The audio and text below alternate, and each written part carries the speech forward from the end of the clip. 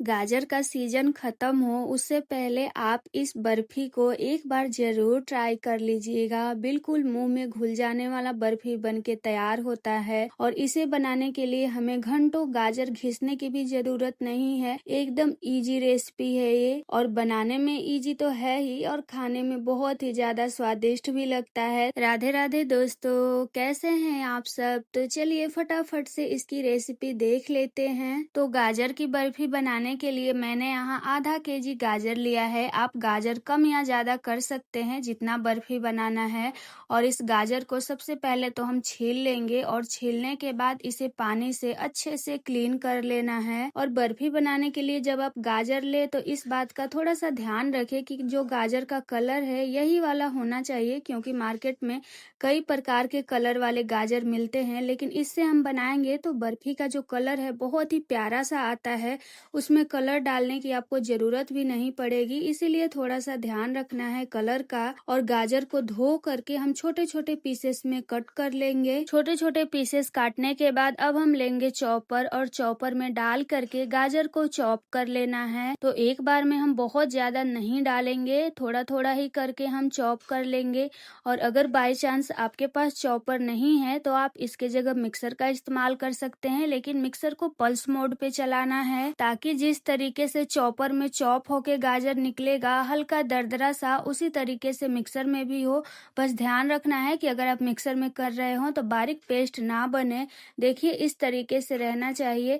कैसे इसमें एकदम छोटे छोटे पीसेस हो गए हैं, उसी तरीके से मिक्सर में भी आपको तैयार कर लेना है। पहली बैच के गाजर को निकालने के बाद जितना बचा हुआ गाजर है हम सेम इसी तरीके से चॉप करके तैयार कर लेंगे। सारा गाजर चॉप करने के बाद गैस ऑन करके एक कढ़ाई या पैन रखेंगे और इसमें भरकर 1 चम्मच घी डालकर गरम होने देंगे। जब घी अच्छे से गरम हो जाए तब हम इसमें चॉप किया हुआ सारा गाजर डाल देंगे और डालने के बाद इसे हम घी में अच्छे से मिक्स करेंगे। और मिक्स करने के बाद थोड़ी थोड़ी ही देर पर चलाते हुए लगभग 5 से 7 मिनट के लिए गाजर को हमें घी में भूनना है।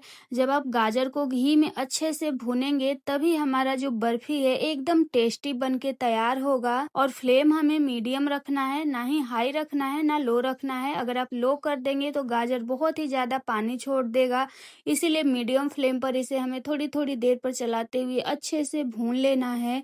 तो देखिए जब गाजर भून जाता है तो हल्का सा इसका कलर भी चेंज हो गया है। आप देख ही रहे हैं यहाँ पहले और अब में थोड़ा सा डिफरेंट हो गया है। तो गाजर को अच्छे से भूनने के बाद हम इसमें डालेंगे चीनी।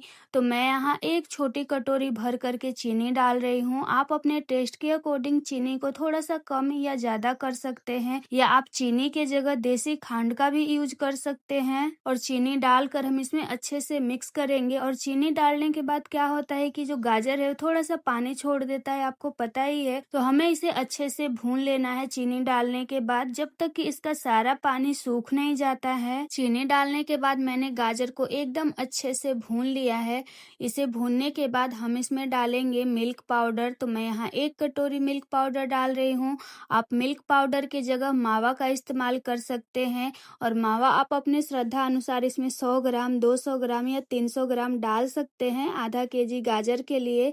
और आप गाजर के हिसाब से मावा को कम या ज्यादा कर सकते हैं। और मिल्क पाउडर डालने के बाद हम इसमें अच्छे से इसे मिक्स करेंगे। और मिक्स करने के बाद हम इसे लगातार चलाते रहेंगे, क्योंकि अब ये नीचे चिपकने लगेगा। तो यहाँ आपको लगातार चलाते हुए इसे भूनना है। और इसे भूनने के बाद जब ये इस तरीके से थोड़ा सा सूखा सूखा हो जाए तब हम इसमें 1 चम्मच घी डाल देंगे। और उसी के साथ डालेंगे आधा छोटा चम्मच इलायची का पाउडर। हरी वाली इलायची को आप कूट कर डाल दें। और इन दोनों चीजों को हम इसमें अच्छे से मिक्स करेंगे। और मिक्स करके फिर से हम इसे भूनेंगे जब तक कि ये थोड़ा सा और सूखा सूखा नहीं हो जाता है, क्योंकि हमें इसकी बर्फी जमानी है।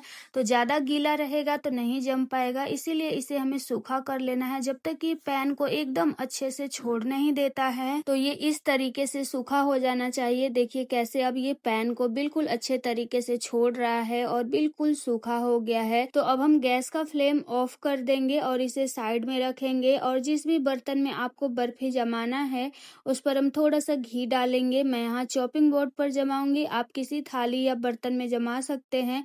और घी को हमें अच्छे से लगा लेना है ताकि नीचे से बर्फी जो है वो चिपके ना और एकदम इजीली निकल जाए। उसके बाद तैयार किया हुआ सारा मिश्रण इसके ऊपर डाल देंगे और डाल करके स्पैचुला से इसे या चम्मच से सेट कर लेना है चौकोर शेप में। स्पैचुला या चम्मच पे आप घी लगा के इस तरीके से फैलाएंगे तो बहुत ही इजीली फैल जाता है। और इसको सेट करने के बाद इसके ऊपर आप अपना मनपसंद कोई भी ड्राई फ्रूट डाल सकते हैं।